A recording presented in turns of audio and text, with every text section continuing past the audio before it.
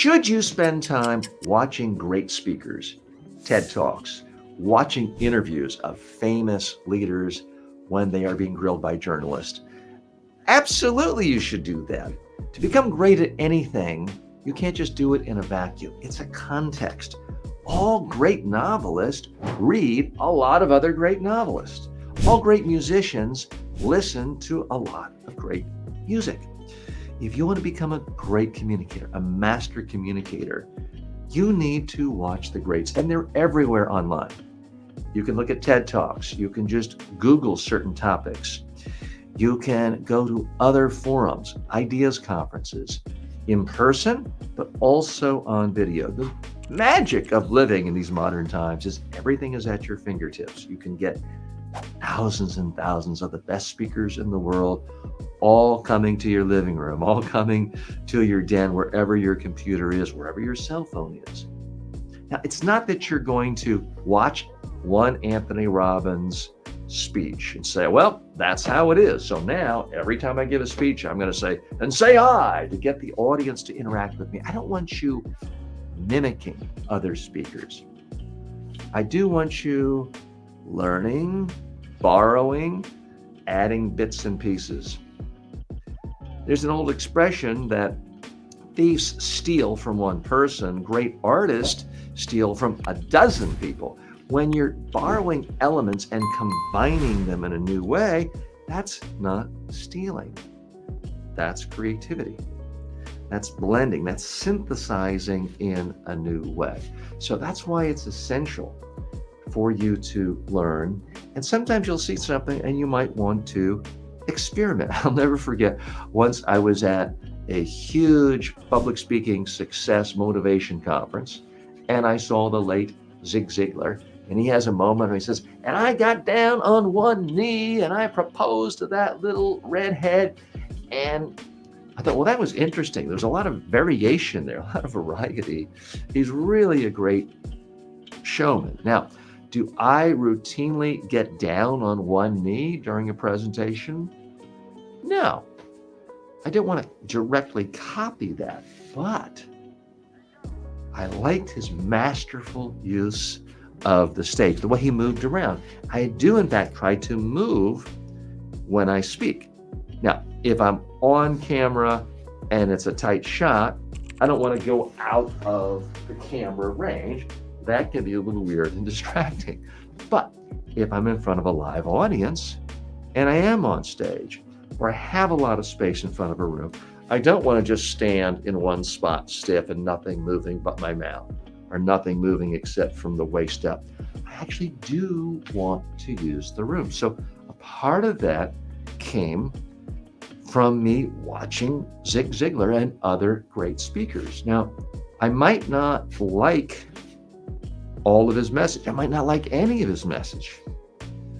But if I can learn even one thing from a great speaker and incorporate a part of that, it's worthwhile.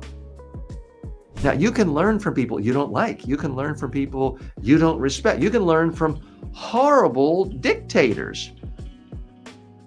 Not that you're endorsing dictatorship or oppression or tyranny, but communication skills are different. There's one leader, I'm not going to mention his name because I don't want to be controversial and make it sound like I'm praising someone who was an evil dictator, but there was someone, a world leader, who did horrible things, but he came to power because of his ability to speak. It wasn't because of his height, his looks, his wealth, his charm, his family pedigree. He came to power exclusively because of his ability to speak. One of his techniques was, as soon as he was introduced, standing in front of a large crowd, he did nothing. He said nothing. He aroused curiosity. Now, he would sometimes do this for as long as a couple of minutes, and it would start to merely make people wonder, what's going on? It aroused tremendous curiosity, and then he started off very, very quietly.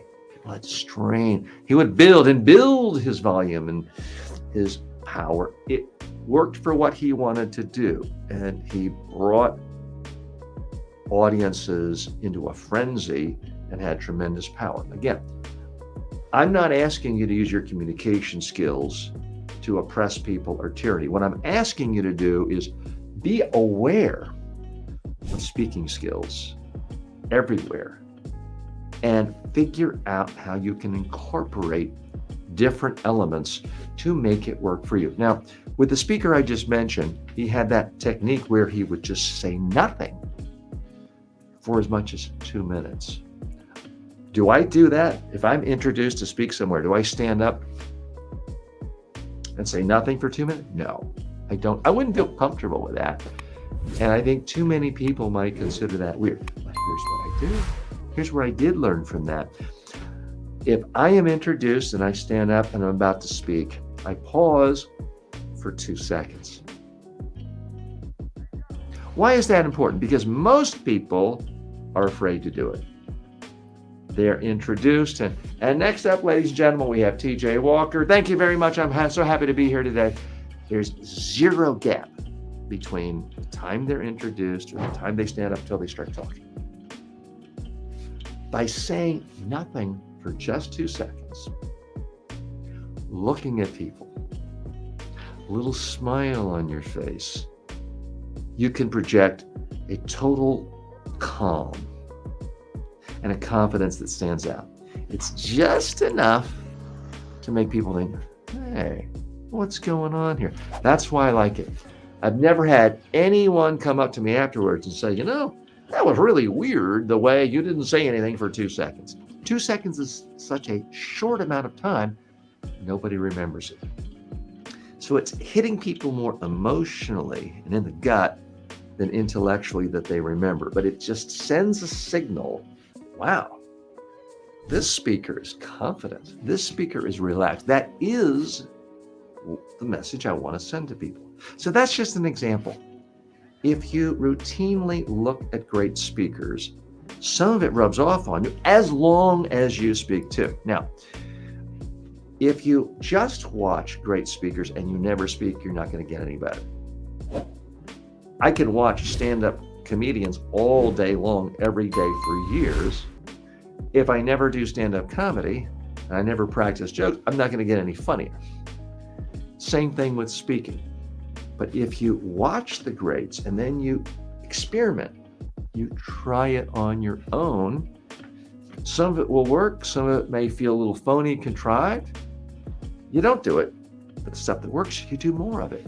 That's how you get good at anything. So yes, I absolutely think if you're serious about being a great communicator, you need to spend some time on a regular basis. I'm not suggesting 3 hours a day of watching TEDx talks from 9 p.m. to midnight every night, but you need to spend some time on a regular basis looking at great communicators speak, analyzing it and asking yourself, what do I like here? Is there 1% of what they're doing that I can do over here when I'm speaking? What are they doing that I don't like? So I make sure I don't do that in my next presentation. Do that consistently, and you will get better and better and better as a communicator.